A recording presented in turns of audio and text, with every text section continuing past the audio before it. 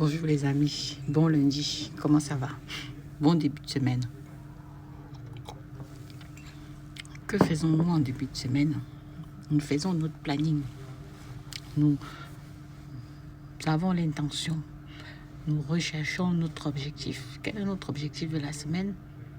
Nous le déterminons, nous l'écrivons, nous y pensons.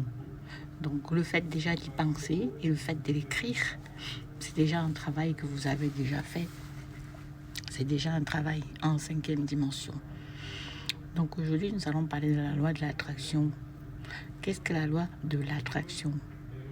La loi de l'attraction travaille dans notre vie, que nous le voulions ou non, depuis le ventre de notre mère, avant même que nous soyons venus sur la terre. Nous sommes déjà sous le joug de la loi de l'attraction. Parce que ce que nos parents ont dans leur subconscient, nous l'héritons. Donc, ce qui va arriver à nos parents nous arrive plus ou moins parce que nous sommes la continuité de nos parents. Nous sommes issus de nos parents. D'accord? Donc, la loi de l'attraction, c'est quoi? C'est vous êtes un aimant, vous attirez toute chose qui vous ressemble. Vous vibrez sur la même fréquence vibratoire. Vous attirez tout ce qui vous ressemble, tout ce qui vibre sur la même fréquence vibratoire que vous. Donc, tout ce qui est dans votre vie, toutes les personnes qui sont dans votre vie, tous les gens que vous rencontrez, plus ou moins les relations que vous avez, c'est parce que vous êtes sur leur fréquence. Vous êtes sur la même fréquence vibratoire que ces personnes. C'est pour ça que vous vous rencontrez. D'accord? Je prends par exemple l'exemple d'un enfant qui a vécu. C'est parce que c'est un cas que j'ai actuellement dans ma famille. Un enfant qui a vécu des traumas de violence, c'est-à-dire de voir par exemple son père brutaliser sa mère pendant toute son enfance. C'est un garçon. Ce garçon-là ne peut être que traumatisé et ne peut avoir que l'énergie de la violence de manière inconsciente. Pourquoi? Parce qu'il a été traumatisé. Étant grand, ce garçon va rencontrer des femmes qui auront aussi la même énergie. Ça veut dire que ces femmes-là ont aussi vu leurs parents dans ces cas-là, ou alors ont hérité des émotions de leurs parents qui étaient dans ce cas-là. Ça s'appelle un karma transgénérationnel. D'accord? Et donc, la même femme qui aura l'énergie de la violence sera amoureuse du gars qui a l'énergie de la violence. Et c'est comme... Donc, effectivement, ici, nous avons parlé de contrat. De contrat parce que les personnes qui se rencontrent et qui sont attirées l'une vers l'autre, c'est effectivement parce que elles se ressemblent, parce qu'elles ont les mêmes mémoires, elles ont les mêmes énergies. Elles ne savent pas, mais c'est ainsi. Donc, vous ne pouvez pas avoir une certaine énergie et attirer quelqu'un qui a l'énergie de la tranquillité, du calme, etc. Donc, ce qu'il faut savoir, moi je le dis pour les couples, je le dis aussi cette vidéo parce que ces gens-là, comme ce sont des membres de ma famille, on aura beau leur dire qu'on peut les aider, mais ils n'écoutent pas parce que effectivement vous êtes un membre de leur famille. Donc, voilà, donc on n'est pas prophète chez soi, alors que j'aide les autres.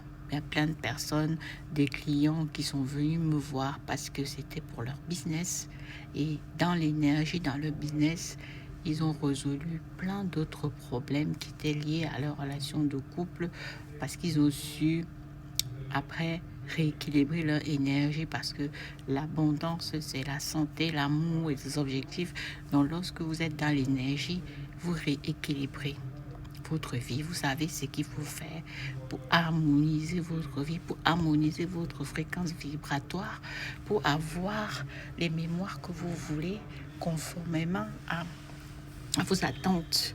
Ainsi, vous changez votre énergie, vous changez vos mémoires, qui change votre fréquence de manière à ce que vous vibrez sur une autre fréquence vibratoire qui va forcément attirer autre chose dans votre vie. Donc, tout simplement, ce que vous avez programmé, les désirs de votre cœur. Donc, ce n'est pas le hasard. Ne pensez pas que les coachs sont là. Les coachs formés, bien sûr, sont là. Ce sont des fous, sont là pour vous faire plaisir. Non. Déjà, à partir du moment où une personne vient vous dire qu'il est coach, c'est par rapport à sa propre expérience, c'est par rapport à sa propre transformation. Donc, lorsque je vous parle, c'est ce que moi, j'ai expérimenté.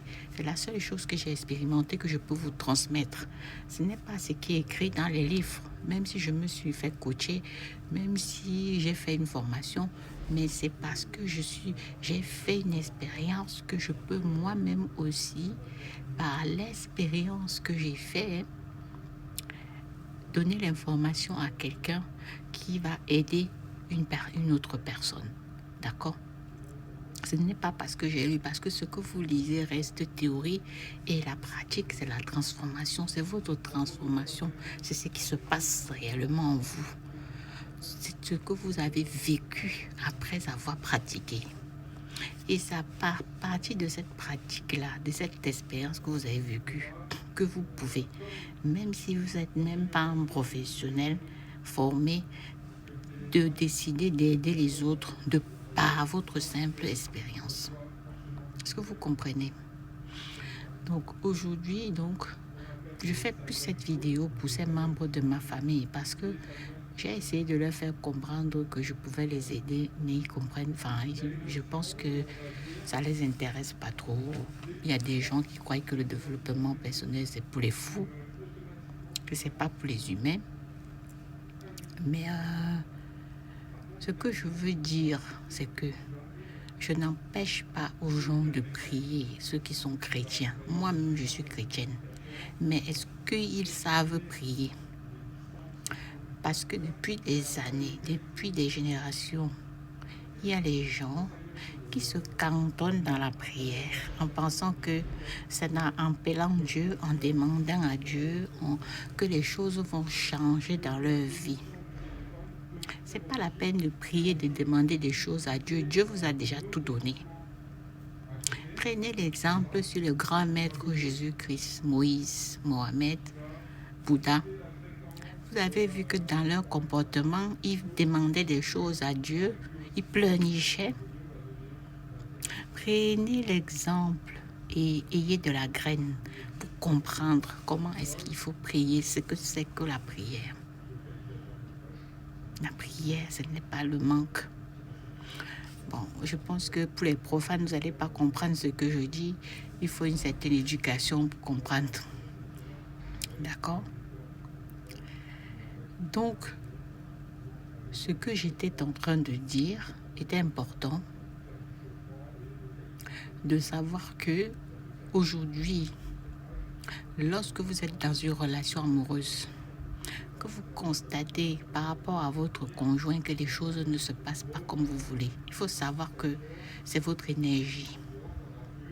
C'est aussi quelque part de votre faute. Et vous pouvez aussi changer cela. Vous pouvez harmoniser votre énergie.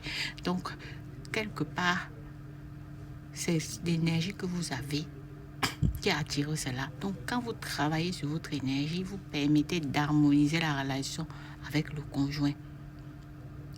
Parce que vous avez travaillé en vous. Donc, ce qui va se passer, c'est que soit ça va bien se passer avec le conjoint, soit il va s'enfuir. Donc, n'ayez pas peur de travailler sur vous.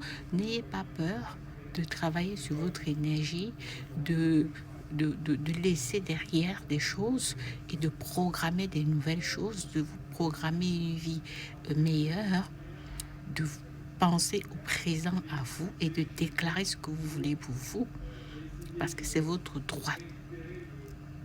D'accord? C'est votre droit. C'est ce que nous appelons effectivement la loi de l'attraction.